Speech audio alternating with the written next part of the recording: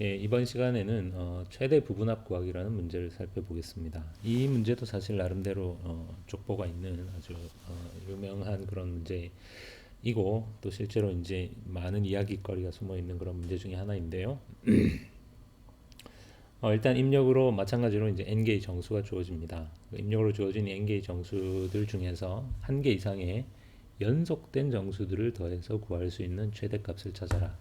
여기서 이제 연속된다는 것은 물론 말 그대로 이제 이 순서상 이렇게 연속된, 그러니까 어, 하나 뭐 이렇게 건너뛰어서 얘 더하고 건너뛰면 안 된다는 거죠. 쭉 연속된 몇 개의 정수를 더해서, 그러니까 합해서 그 합이 최대가 되는. 그러니까 얼핏 생각하면 다 더하는 게 최대 이렇게 생각할 수 있지만 그건 아닙니다. 왜냐하면 음수가 있을 수 있기 때문에. 그러니까 입력에 이 곳곳에 이렇게 음수들이 마이너스 14, 마이너스 9 이런 음수들이 있다면 꼭 이 전체를 다 더하는 게 최대가 아닐 수 있죠. 예를 들면 이 예에서 우리가 뭔가 이 예에서는 이제 여기서부터 여기까지 더하는 게 최대가 됩니다. 합이 28이 되는데, 예를 들어서 이쪽으로 이렇게 구간을 더 넓히게 되면 이 마이너스 5 때문에 이 뒤로 이렇게 더 넓혀봤자 오히려 손해라는 거죠. 그러니까 마이너스 5 앞까지만 더하고, 앞쪽으로도 마찬가지입니다.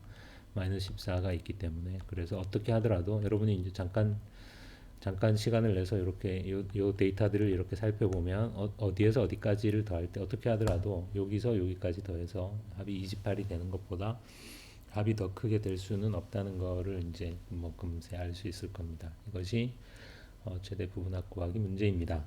자, 그럼 이 문제를 어떻게 우리가 해결해야 될까요?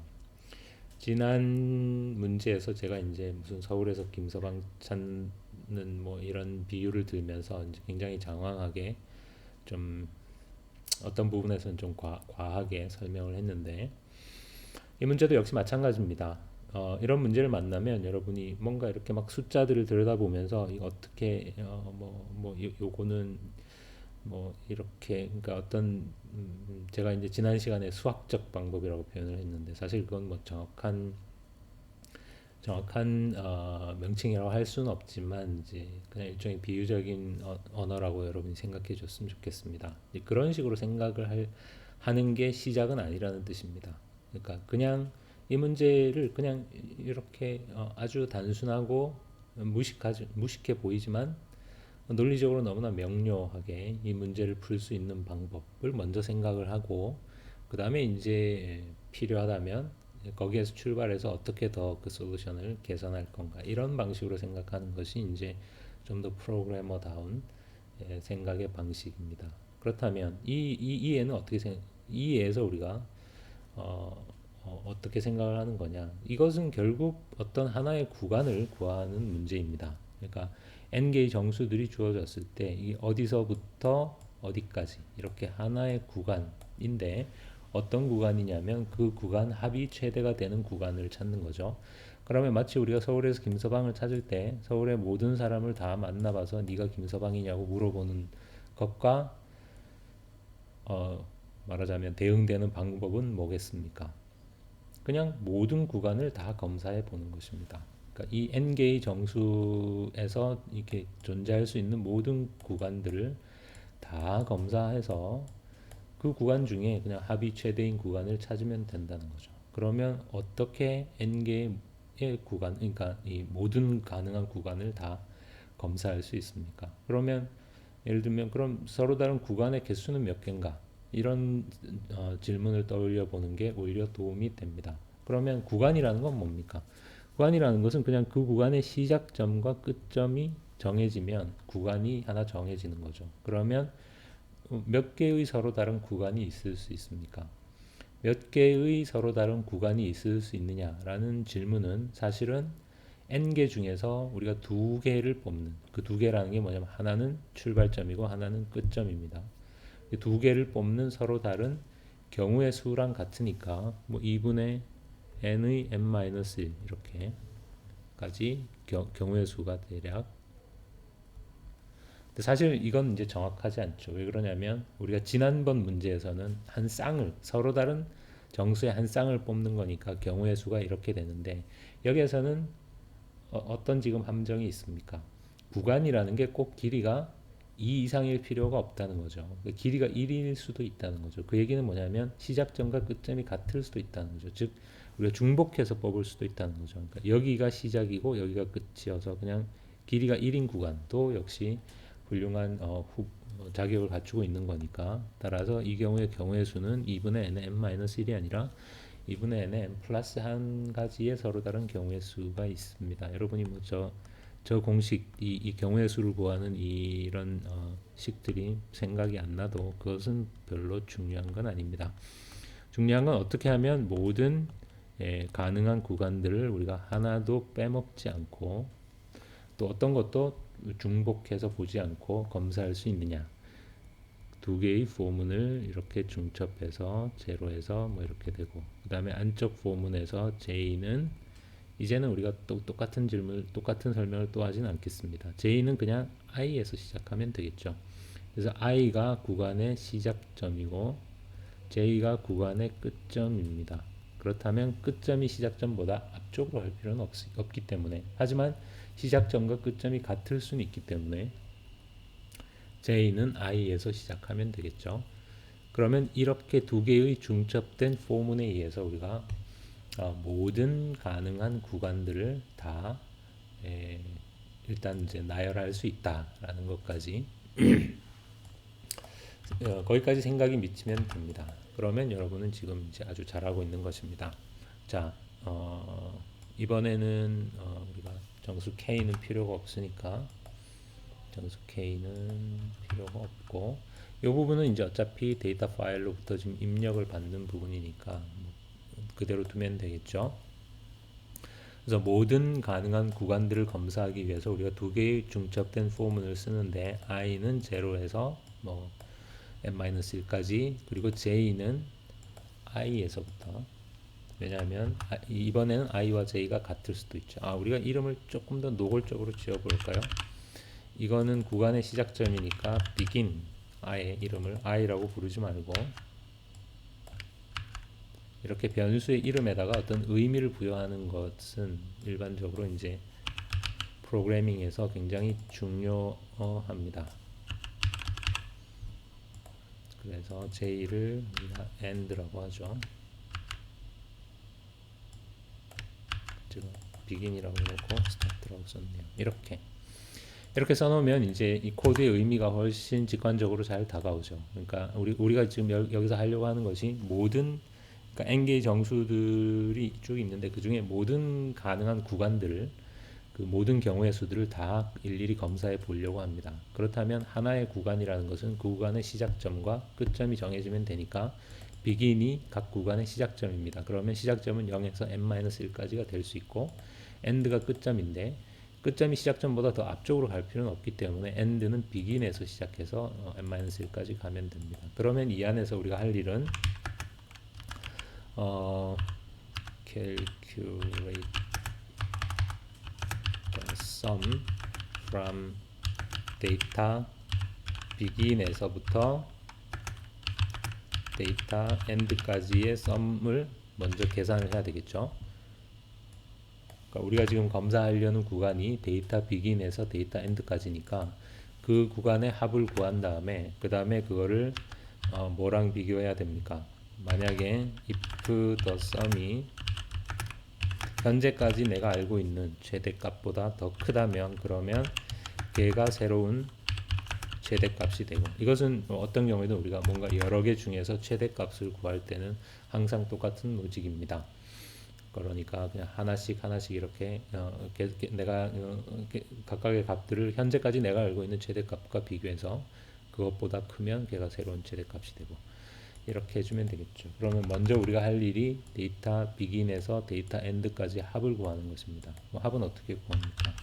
합은 항상 sum을 0이라고 하고 int 여기서는 k라고 할까요? k가 우리는 begin에서 end까지니까 k가 begin에서 k가 end까지 k를 증가시키면서 sum에다가 sum plus equal 데이터 k를 해주면 이게 이제 요 구간에 우리가 지금 현재 검사하고 있는 begin에서 end까지 그 구간의 합이 되겠죠. 그러면 그 합이 만약에 현재까지 내가 알고 있는 최대 값보다 max sum 이렇게 할까요? max sum보다 만약에 더 크다면 그러면 이 max sum이 이 썸이 새로운 max sum이 되겠죠. 물론 우리가 max sum의 값을 변수 max sum을 정의를 하고 적절하게 초기화도 해줘야 되겠죠. 근데 이제 아무 생각 없이 또 max sum을 0 이렇게 하면 어떤 문제가 생깁니까? 그러니까 우리가 사실은 정수형 변수를 선언할 때 초기 값을 그냥 아무 생각 없이 0 이렇게 초기화하는 실수들을 사실은 이제 종종 합니다. 근데 이 경우에 이제 뭐 어, 어떤 문제가 생깁니까? 만약에 입력으로 주어진 모든 정수들이 다 음수라면 어떻게 하더라도 0이 나올 수가 없겠죠.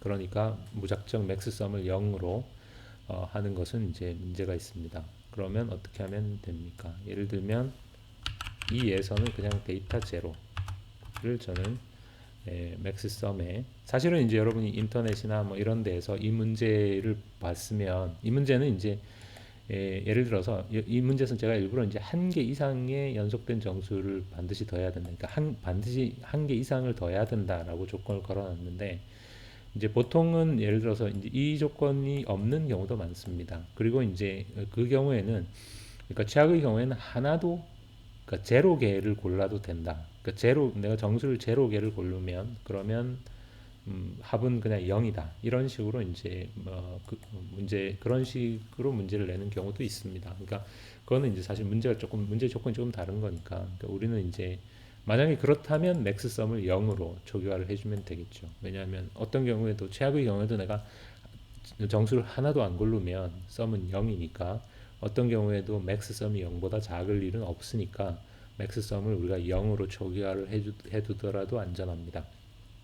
하지만 이 문제에서는 어떤 경우에도 적어도 한 개 이상의 정수를 골라야 된다고 했으니까 그 맥스썸이 꼭 0보다 크다는 보장이 없는 거죠. 왜냐하면 입력으로 주어진 모든 정수들이 음수라면 최대값이 0보다 작을 수도 있는 거죠. 그렇기 때문에 그냥 0으로 초기화를 하면 안 되고 그냥 실제 주어진 데이터들 중에 아무거나 하나로 초기화를 하는 건 상관이 없겠죠. 그러면 어떤 경우에도 맥스썸이 이 데이터 제로보다 더 작을 수는 없을 거기 때문에 그래서 여기서는 맥스썸을 데이터 제로로 초기화를 하고 이렇게 하고 뭐 그런 다음에 예를 들어서 더 max is maxsum 이렇게 보통 우리가 이제 기왕 얘기가 나온 김에 이제 C 언어에서 이렇게 어떤 변수명이 그러니까 max, sum 이런 식으로 이제 두 개 이상의 단어로 구성될 경우에 원래 C 언어에서 이제 전통적인 관습은 두 개 이상의 단어를 조합해서 어떤 변수명을 만들 때는 이렇게 언더스코어를 써서 이제 이런 식으로 변수명을 만드는 게 사실은 이제 좀 더 전통적인 방법입니다. 하지만 요즘은 사실 그냥 이렇게 좀 다른 프로그래밍 언어들의 영향을 받아서 지금 이렇게 또 훨씬 많이 합니다. 그러니까 이렇게라는 건 뭐냐면 두 개 이상의 단어들을 합칠 때 첫 번째 단어는 소문자로 시작하고 다른 단어들은 이렇게 대문자로 이렇게 예를 들면 max, sum, so, far 뭐 이런 식으로 단어를 여러 개를 합쳐서 변수 이름을 구성할 때 첫 번째 단어를 제외한 나머지 단어들은 이렇게 대문자로 시작을 해서 뭔가 이렇게 눈으로 봤을 때 이 단어가 좀 읽힐 수 있도록 이런 식으로 보통 변수 이름을 많이 짓습니다. 그것은 지나가는 길에 잠깐 한 얘기고 자 이제 제대로 되는지를 검사를 하는데 일단 먼저 한번 해볼까요?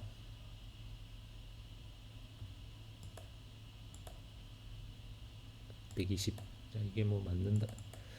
자, 이 예에서는 지금 모든 입력 정수들이 다 양수니까 맥스 썸을 구하면 당연히 이 전체 합이 되겠죠. 그리고 아마 이 전체 합이 120이겠죠. 틀리지는 않을 겁니다. 그래서 좀 재미가 없죠. 그러니까 우리가 곳곳에 이렇게 좀 음수를 몇 개 넣어볼까요? 그러니까 여기다가 음수를 넣고 이거는 14 정도로 하고 마이너스 7 이런 정도로 해보죠. 이렇게 되면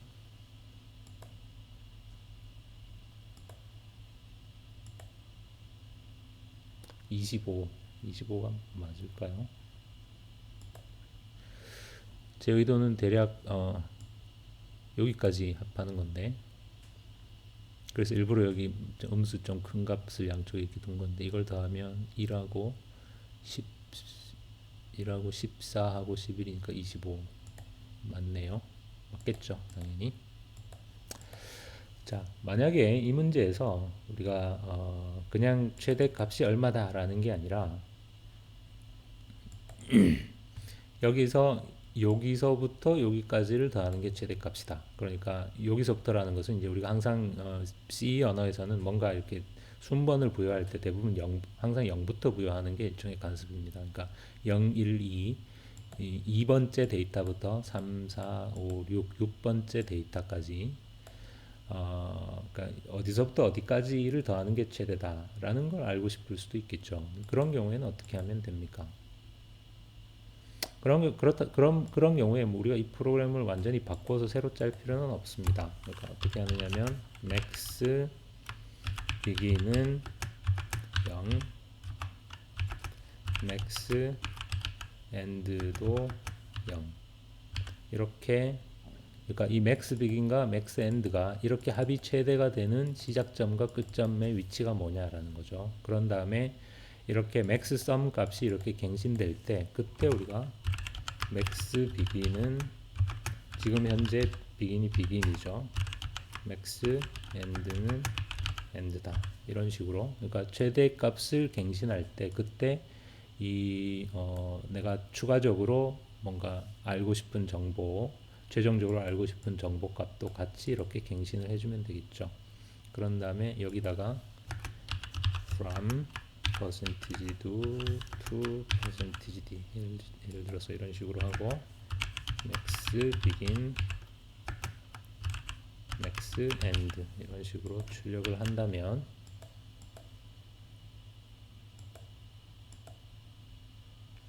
자, 25인데 이 25가 두 번째부터 여섯 번째 데이터까지다.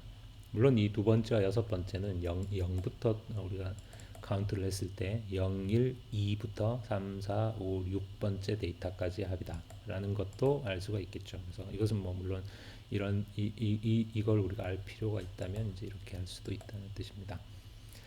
자, 그래서 우리가 이 최대 부분한 문제 구하기에 대해서 뭐 제가 변수 이름 같은 걸 조금 다르게 썼을 수는 있지만 뭐 기본적으로는 이제 똑같은 코드입니다. 이렇게 문제를 풀어봤는데 사실은 이제 제가 그러니까 단순하고 무식하게 단순하고 무식하다는 말도 좋은 말은 아니니까, 그러니까 가장 단순하지만 논리적으로 명료한 방법으로 먼저 문제를 해결해라. 혹은 적어도 실제로 코딩을 하진 않더라도 먼저 그렇게 문제를 해결하는 어떤 방법을 머릿속으로 구상하는 게 프로그래밍을 할 때 우리가 처음 해야 될 일이다. 이제 이런 이야기를 했는데, 물론 이제 항상 그렇게 하면 그만이다라는 뜻은 아닙니다.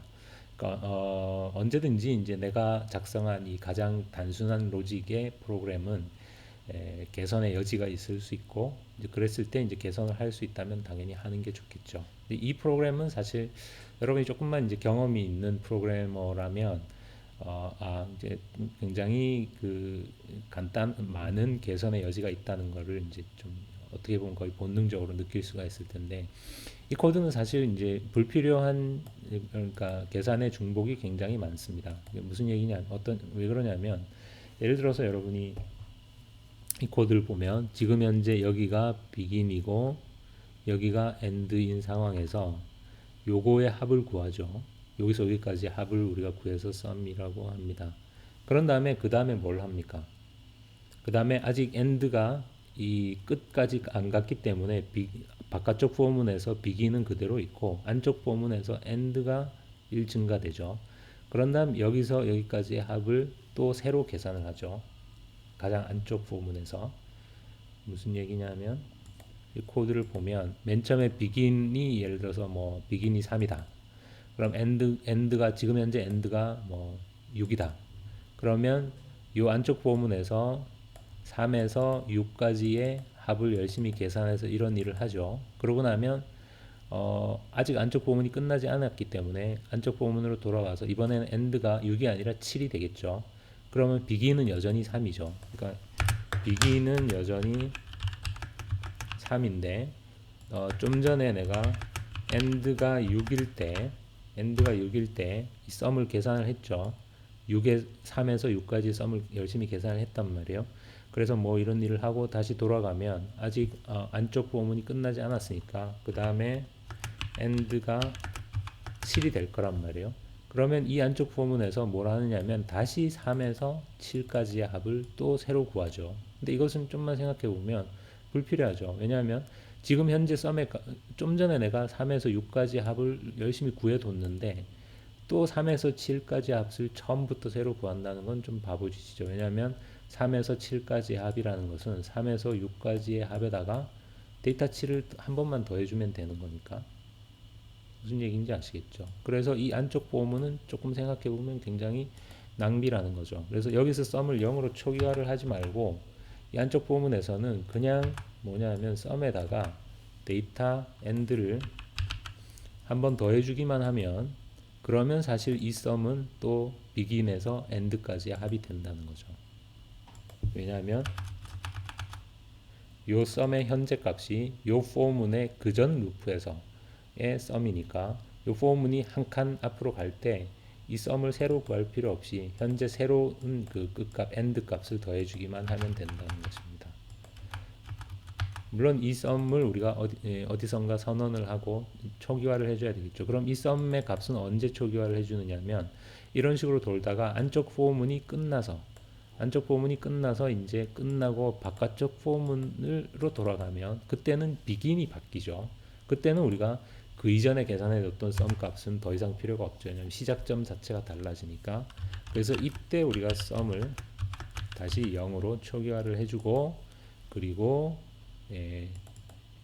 다시 이제 새로 시작하는 거죠. 그리고 다시 이 end는 begin이 되고 그래서 그 end 값을 썸에다 0에다 더해주면 이게 첫 번째 정수의 합이 되겠죠. 이렇게 해주는 것만으로도 우리가 훨씬 프로그램의 효율성을 높일 수 있습니다. 자, 지금 제가 한 이 설명과 코드를 수정하는 것은 여러분이 한 번에 딱 이렇게 이해가 잘 안 될 수도 있습니다. 한 번에 이렇게 완전히 딱 소화되지 않을 수도 있는데 그것은 자연스럽습니다. 그렇게 되기 위해서는 이제 꽤 이런 이제 프로그래밍을 많이 해보는 경험이 있어야 금방금방 이해가 되는 거고 지금 이제 좀 무슨 소리야 이렇게 좀 헷갈리더라도 뭐 걱정할 필요는 없습니다.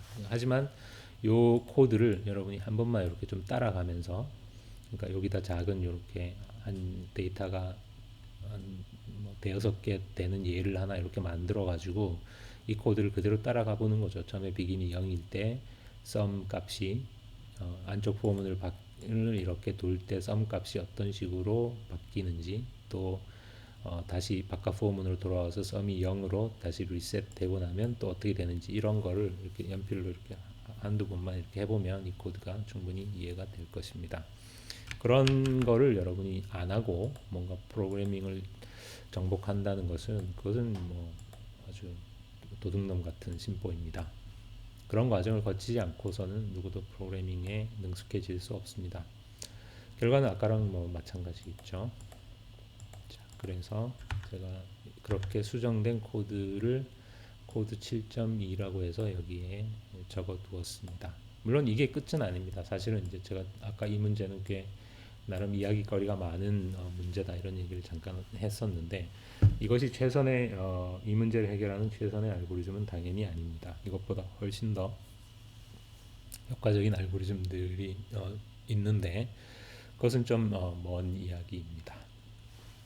여기까지입니다.